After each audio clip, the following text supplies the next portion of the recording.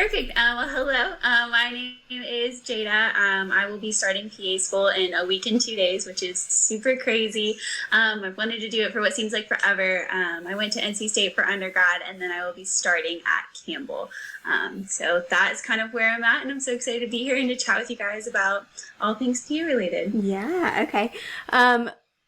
Give us a little background on kind of your education. What was your major? Yeah. What was your path like as far as pre-PA, figuring that out, and then getting into PA school? Yes. So when I was growing up, my pediatrician, has been my pediatrician since I was 5 years old, and I loved her. I loved going to the doctor's office. I loved hanging out with her. I remember she would draw things for me. So anytime anything was going on, she drew me pictures. And so since I was 5, I've always looked up to her. And then I got into high school, and she was like, "You can come shadow me in the summers." And I was like, "No way." So I started shadowing her. And so after about 4 years of shadowing for her, I was like, I have to go into medicine. Like, there's just no other options. And I loved kids, and I loved working with her. So I started to explore my options, did a lot of research, and actually my AP biology teacher in high school was like, "Jada, you should look into PA." And then I started looking into it, and I was like, wait, lateral mobility, less school. Like, I was like, is this real life? Like, can I actually do this? And so the more research I did, the more I found out I was like, this is awesome. I can't believe I actually get to do this. So I went and I got my CNA. It was after I graduated senior year of high school, going into freshman year of college.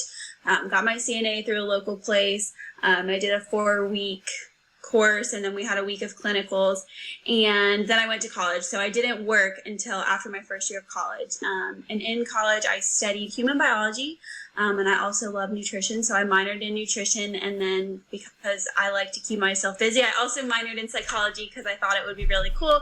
And what was really nice about majoring or having minors at NC State, you could tailor your minor to be whatever you wanted it to be. So a lot of my nutrition minor was focused on nutrition and chronic disease, and then my psych minor was focused on child psych.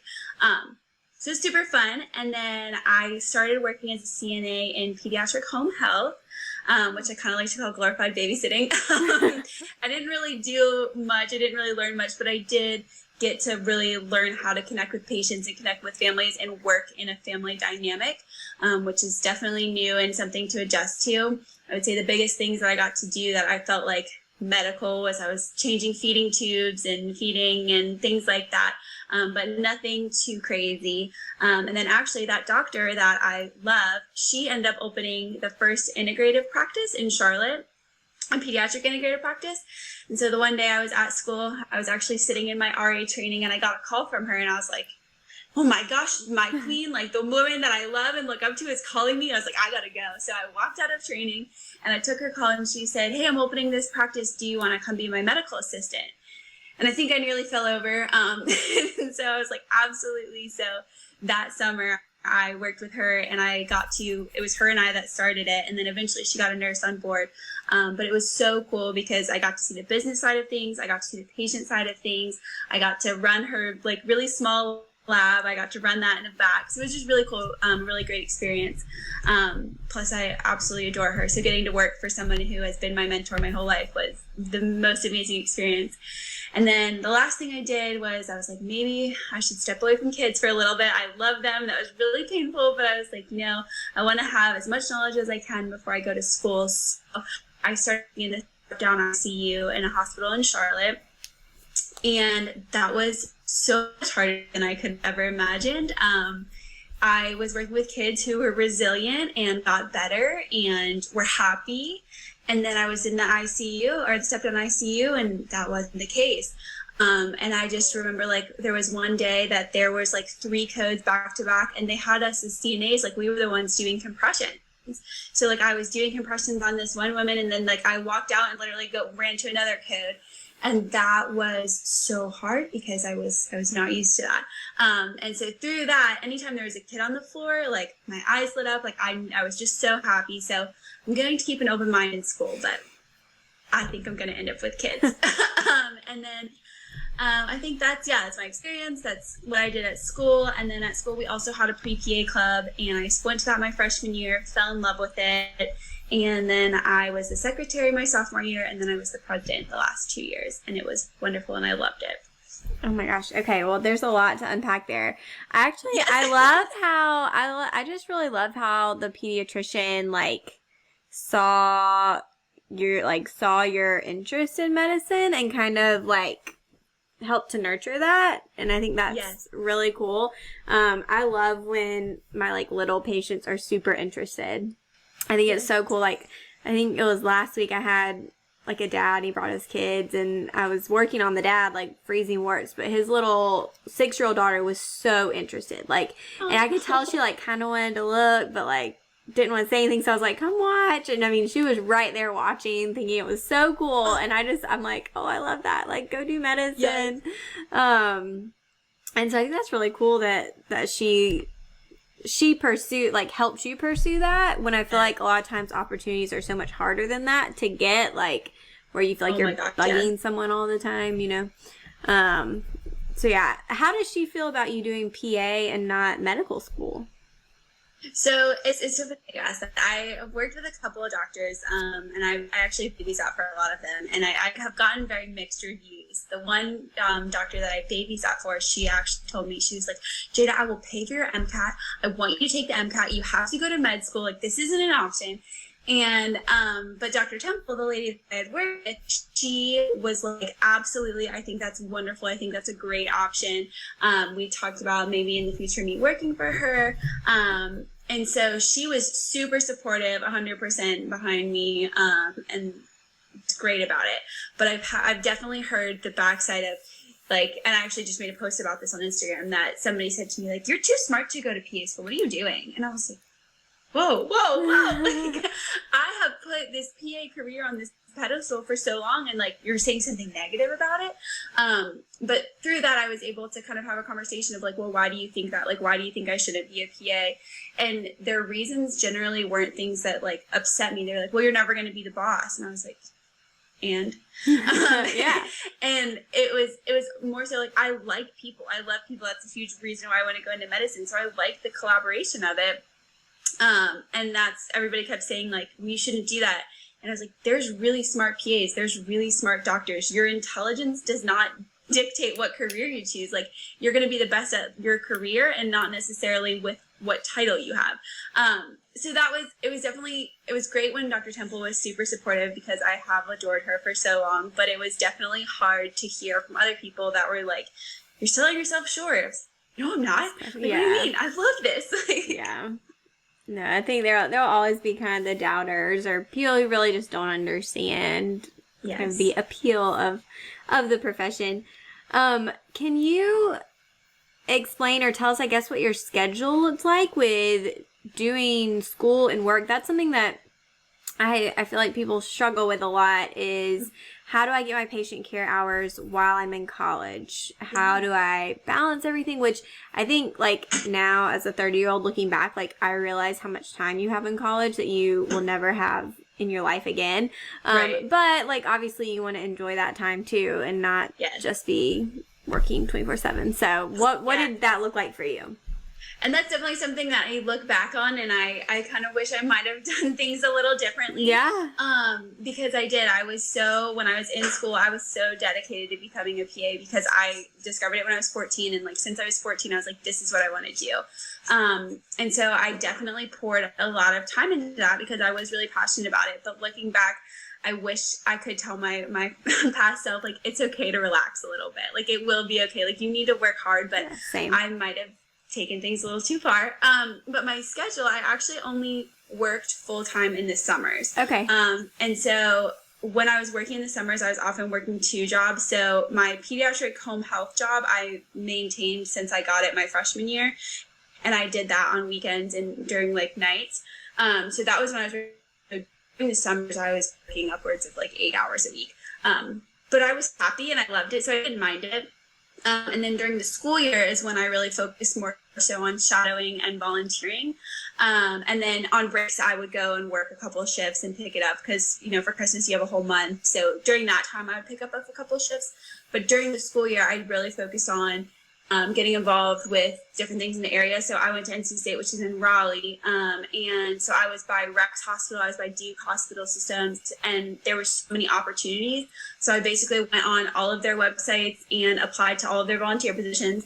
And I ended up, if anybody's in the Duke area, they have a Duke Regional Emergency Department Ambassador Program. It's a mouthful, but it's a really great program, and I recommend it to anybody that's in the area, because you work a 4-hour shift just volunteering in the emergency department, doing whatever they need.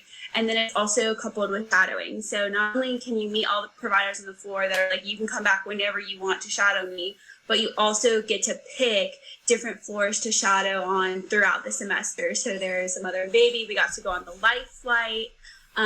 Literally anything that you wanted to do. The only thing they didn't allow us to go in was surgery, but everything else was fair game. If you wanted it, they made it happen for you.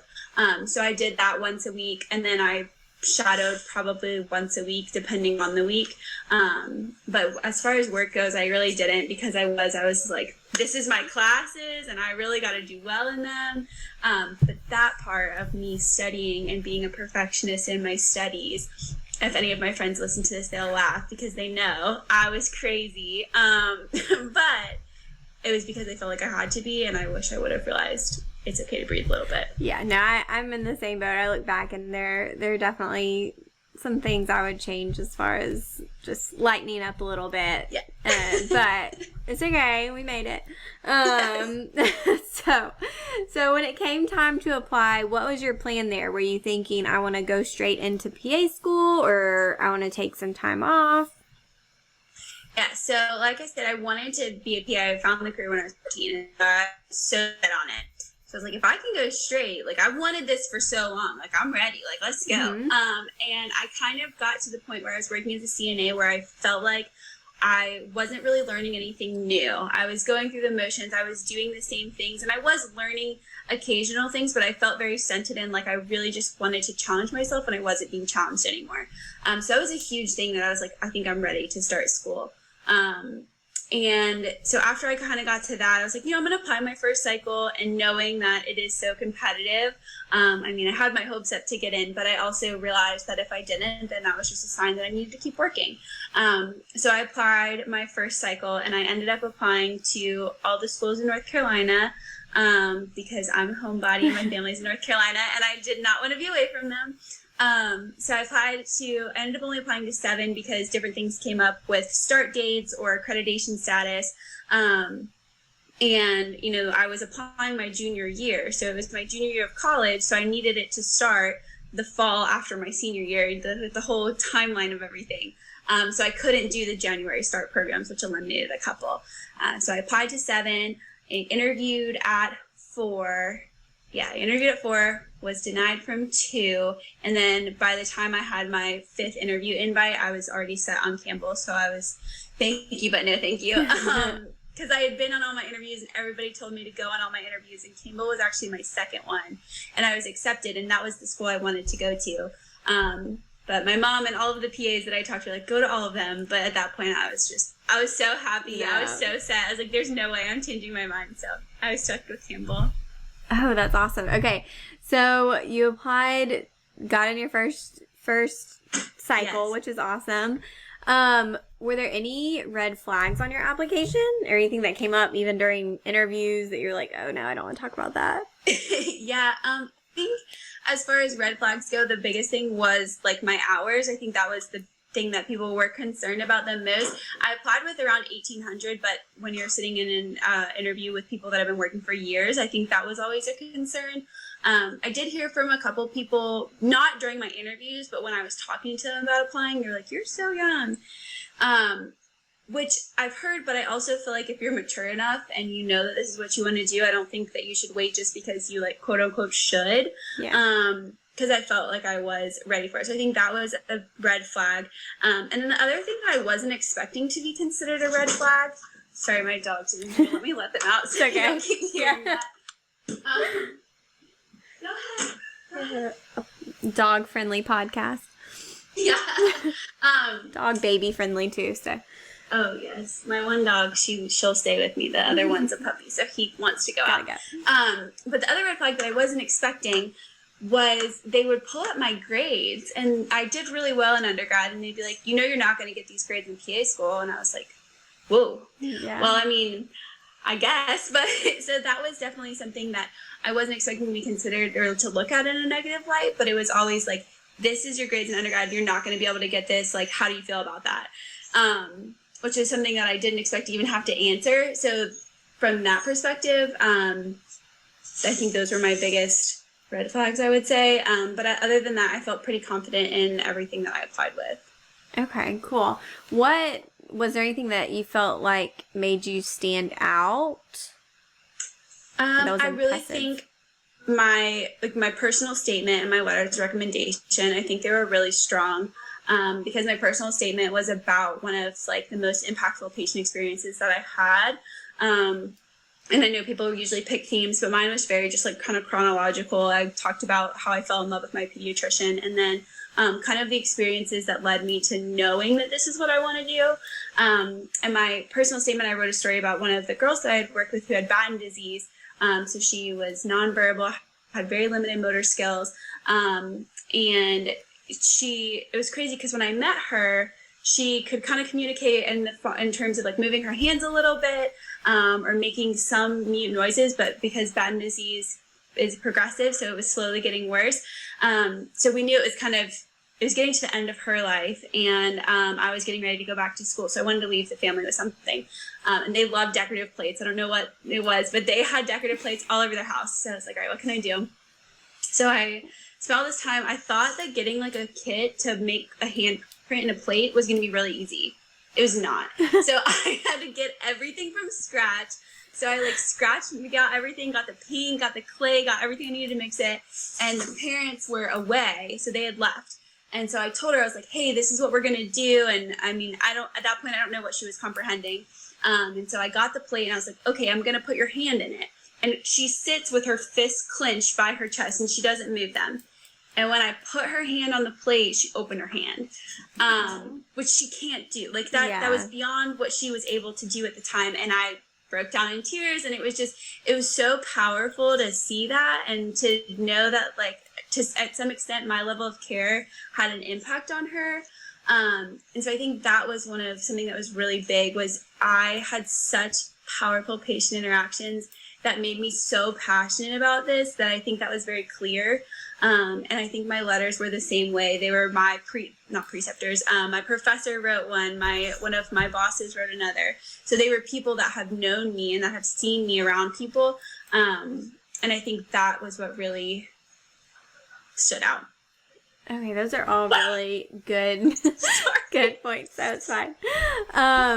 Okay, did you use like any resources? I know you said you used the PA platform, which is kind of weird to me, but what else, was there anything that helped you along the process to like figure stuff out? Did you have a great advisor? Anything that you just like think people need to know about? Yeah, so I, through my college, I went to the Career Development Center, and I initially had a rough draft of my personal statement. And I asked him to read it. What I wasn't expecting when I got there was a mock interview. But it wasn't like a planned mock interview. I got there and he just started drilling me with questions. And I was like, oh my gosh, I've never practiced a question at this point because I was just applying. Like I hadn't even submitted anything. This was way before CASPA opened. So interviews were so far off in my mind that I had never practiced. And so when he started drilling me with questions, I was so taken aback, but it helped me so much when I got to interviews because he asked me some really intense questions. So I definitely, while that was like my only form of a formal mock interview, think that they're wonderful.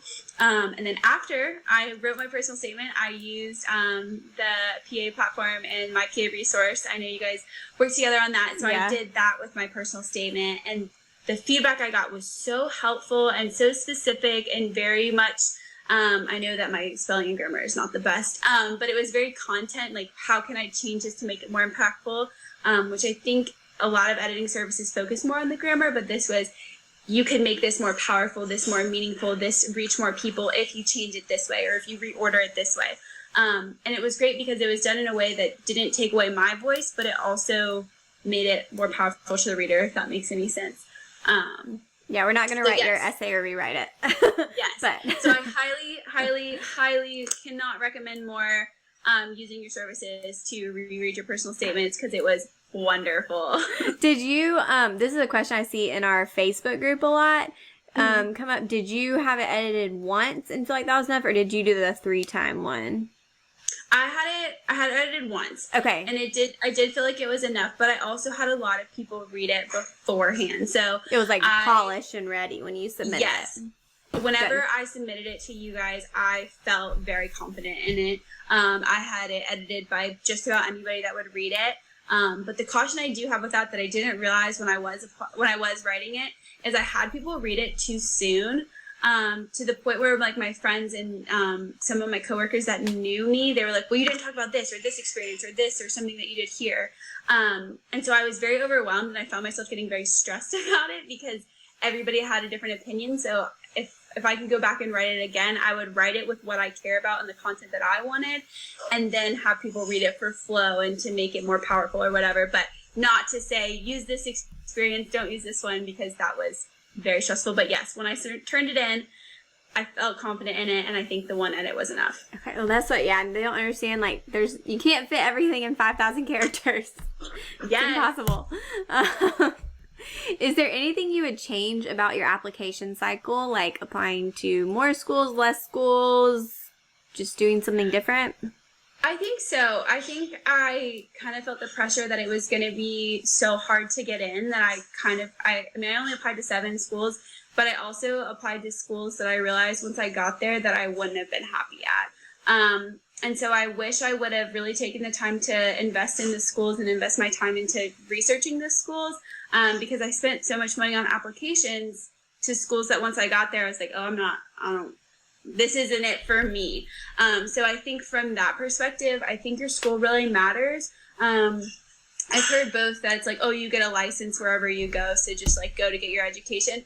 But I mean, the reason I chose my undergrad career, the reason I chose the PA profession is because I really feel like people add so much value to our lives. And so if you can find a school that has the people that are going to put the time into you, I think it as a result makes you a better provider. So if I was going to invest all this money in my education, I wanted to invest it in the people that were going to put the most into me. So I definitely would not have applied to as many schools just to apply to them. Yeah. No, that's great. I mean, that's great advice, because it is hard when you just, and I think, yes, I mean, at the end of the day, you will have a license and be a PA, but like if you're not happy, there's something to be said for that too. Right. Because you need to be able to stay sane throughout PA school. Okay, I want to talk a little bit about your pre-PA club. So were you president? What were you? Yes. Okay. So I was just a member my first year, and then I was the secretary and president for 2 years. Okay, cool. I mean, we have a lot of different, again, in like the pre-PA club Facebook group, we have people who have a pre-PA club at their school or their officers, or they don't have one and they kind of want to get one started. Mm-hmm. Was there anything that you found like worked really well for your club, or like helped get people involved or spread the word kind of thing? Yeah. So when I was a member of the club, how it generally worked in the beginning was schools would come in and they would just present, and it was kind of a mix of a sales pitch and a Q&A, and sometimes they would bring students, and that was typically pretty well received. And it was really great for students to hear from different schools and hear what they're looking for. And then also when the students from the school would come in and just talk about what their life looked like and how they made things work, and why they chose that school. I think that was really helpful. And then kind of when I took over and when I became an officer, we were like, well, what else can we do? How else can we help students? And I think we found that having a mix of schools coming in, I think that was probably the most important thing and one of the most helpful things. But I also think it was helpful to we had practicing PAs come in. We actually had a nurse practitioner to come in to talk about how her experience was in contrast with the PAs. We had different students come in. Actually, Lorraine, the PA, she Skyped in or Zoomed in to us. So that was awesome, and she was wonderful. So I think just having a mix of that was great, because then again, you could it was like a virtual shadowing. You know, you could see what their life looked like. And then one of the other things that I loved Campbell so much, and I became so close with them from working with them, that we were able to set up like a visit to the campus, because Campbell's only 45 minutes away from NC State. So we were able to set up like an NC State day at Campbell, and it was awesome. We had almost 50 students come. Wow. And they brought us lunch, and there was a faculty presentation, there was a student presentation. They took us on a tour of the facilities. It was just awesome. And I think the students really benefited from it because they got to actually see like what a PA school looks like with people they were comfortable with. So I think that was one of the coolest things we did. And to organize that, we just did a bunch of like Google Forms and Google Calendars. And then as the president, I wanted to make sure that things I was doing was the most helpful for students. So I always was sending out like Google, what are they, like the questions. So Google questions or like forms, whatever they're or surveys. Yes, Google Forms. That's it. I was always sending out forms and putting yes and no's. Do you like this? Do you not like this? What suggestions do you have? And I think that was really great. And then before COVID hit, the plan was our last meeting of the year, I was going to do like an interview presentation on, how I prepared for interviews, what I found helpful, what was thrown off, like what threw me off, and all of that, which didn't happen. So instead, I sent out a form again, and I said, okay, what questions in general do you have that didn't get answered this year? And then I had a separate one that was interview related. What I didn't expect to get back, I had over 186 questions on just the Q&A one. Oh no. So I was so happy that people were so into it, but I was not prepared for that. So that's actually what I made all of my PowerPoints on, which got me to start my Instagram, because I was like, that was actually kind of fun. And so, and I had a really great response to that, to making PowerPoints that had information on it, and they liked that the interview one was specific to interview questions. So then they could refer to that. So I think it's a mix of having people come in, creating resources, and once people found out what we did, we met once a month, it wasn't super crazy, but it was so helpful. And then you had contact information from the schools. Another thing we did, I forgot about, is we would have local practices and offices that were looking to hire CNAs or habilitation techs or people looking for patient care hours. They would come and present and be like, hey, we're hiring, please come work for us. Which I think a lot of people have a hard time finding patient care hours, but there were so many people hiring. And then I would just reach out to different companies and be like, if you are hiring, NC State students are great, please come talk to them. And they did. And I was so surprised how nice people were and how many people wanted to come out. That's awesome. Well, that's my next question, is like, how did you connect with the programs? Do you recommend talking to the director or the admissions committee? Like, who's the best person to kind of go to if someone's trying to get something set up with a program? Yeah, so I will say I would schedule the meetings for the entire year the summer before that school year, just to make sure I gave the schools plenty of time to schedule and everything was fine. And some schools said, hey, reach out to me 6 months from now, which is fine, great, whatever. But I wanted to make sure that everybody had that. And the people who I reached out to is I would go on the school's website and find their like main point of contact. So whoever came up first or whoever was like the first person on the list, that's usually who I reached out to. It typically was an admissions counselor, an admissions coordinator, somebody to do with admissions. And if I reached out to somebody who I came up with first and that's not who it was, most schools were really great about, oh, here, I'll forward you on to this person. So that was definitely what I did. And I just sent them emails, and sometimes I would send a couple. They probably got annoyed with me. But after 2 weeks, if I didn't hear back, I would just send a follow-up and be like, hey, just wanted to check in. And if I didn't hear back from them, then at that point, then I just kind of left it go. Gotcha. But after 2, I heard back from almost everybody. And again, like I was so surprised the feedback that I got. I was very hesitant to ask people to like take all this time to come speak to us. But I think one thing I've learned about the PA profession is how excited people are and how willing people are to mentor you and to help you. And they were so willing and so excited. I mean, we did entice them with pizza, but that'll do it. Yeah. And it was great. It was awesome. That is awesome. Okay. How did you do anything to encourage attendance of the students? Yeah. So Actually, whenever I took over the club, we had like a listserv that was set up through a resource that NC State gave us. And when I got it, there was over 300 emails on it. So there was already a lot of emails that I was working with. But we also, how NC State runs things is we have a pre-health club that's just like this really big umbrella. And then underneath that, there's pharmacy, dental, doctor, like everything, any health career possible is under that umbrella. So we would have access to that listserv, which had thousands of people's emails on it. So if schools have like a really big listserv, I think that's a great place to start, is to start with a huge email list and be like, hey, we're this PrePA Club. This is what we're going to do. Because typically we didn't really advertise for it, but like I said, we started with a lot of people. But I think the idea of talking directly to admissions counselors, talking to students directly, was super appealing to people. I know that's what got me there the first time, was that a school was coming to talk. And we always had pizza. So, I mean, if you were just coming for the pizza, like, more power to you. Good, yeah. But I think once people saw what we were doing, it was really a great response, because it was so beneficial. And then after the meetings, people would stay back, and so they would get your card, or you would be able to email them directly. And I remember, like, my freshman year at Campbell, there was one student, and he was like, hey, if you need anything, like, here's my email, reach out if you have any questions. And I was like, yeah, you're a PA student, you're really busy. Like, okay. And he got my email because he was like, if I have questions about how you do this club so I can help Campbell set it up, like, can I email you? I was like, yeah, of course. Like 3 months later, he emails me and he's like, hey, are you okay? Is there anything I can do to help you? That's so nice. You're in PA school, like, you're really busy and you're emailing me, like, what's happening here? But that is the environment that I found with all of these schools and all of these people, was that they were just there and they just wanted to help. And that resource to students, I think, is invaluable. So it's just getting access to a listserv and getting access to the audience, because once people hear about it, I mean, they were always there.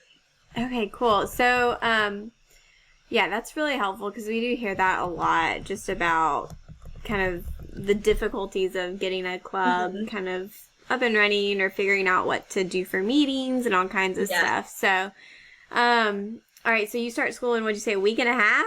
Yeah. Wow. Is it going to be online or in person? So it's going to be somewhat hybrid. They haven't really, maybe they have worked out the kinks, but they haven't shared all of the details with us. From my understanding, we're getting split up into 4 groups, and there will be 2 groups in the classroom at a time, and then you'll rotate what other group you're with. So we're going to get to meet everybody, but we're also going to be distanced, wearing masks. We don't have our lab. Our cadaver lab is gone. No. But from some of the students, they said that wasn't a bad thing. So I'm gonna hope that it's not a bad thing. But yeah, so we're doing some kind of hybrid. And I don't know what it's gonna look like, but because it's hybrid and we do have to be in the classroom at some points, I am moving there. So gotcha. Okay, cool. Have you done anything to try to prepare, or just like taking it easy? Yeah. So if we get a mentor, a PA buddy, and she has encouraged me so often not to study. So if she's listening to this, I'm going to tell her to look away. But I did. So my program, they gave us a book, and it was a medical terminology book.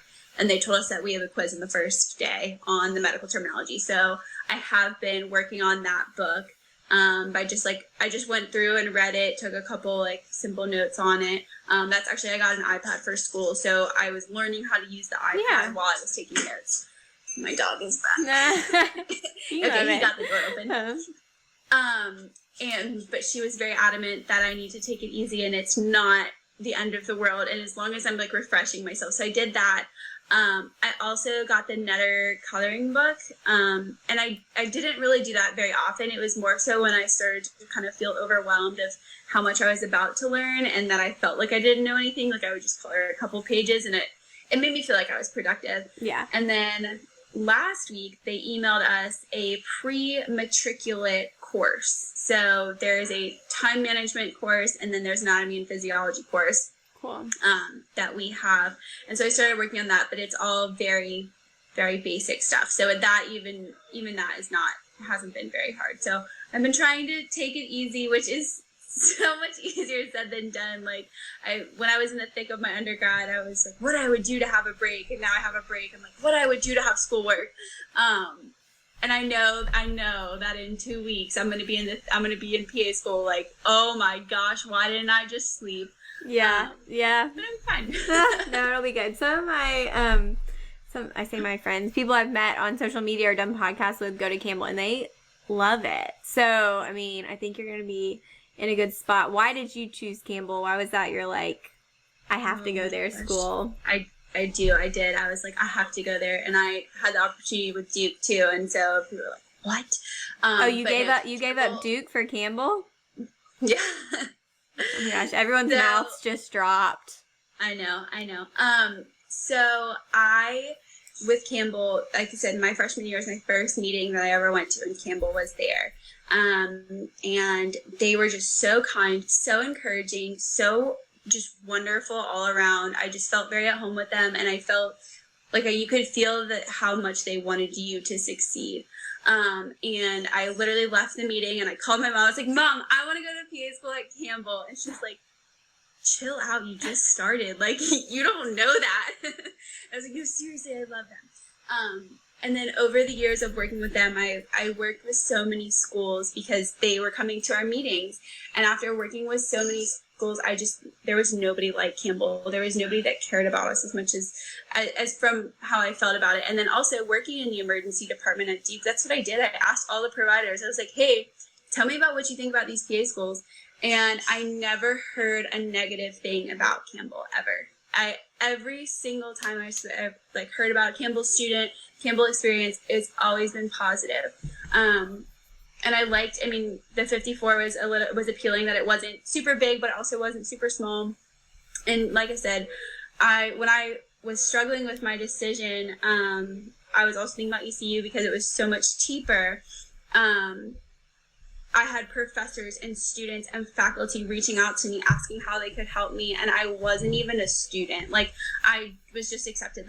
There was nothing. And so for them to reach out and to be so willing to help me before they even knew me, it just felt like home. And that's what I did with undergrad. It was between Chapel Hill and NC State, and I went to NC State because of the people, and I just felt at home, and I felt so supported that I just love them. I can't say enough wonderful things about them. They've been so helpful. And even in the midst of a pandemic, like, who feels confident going to PA school in a pandemic? Like, somehow I do, because my professors have been so wonderful.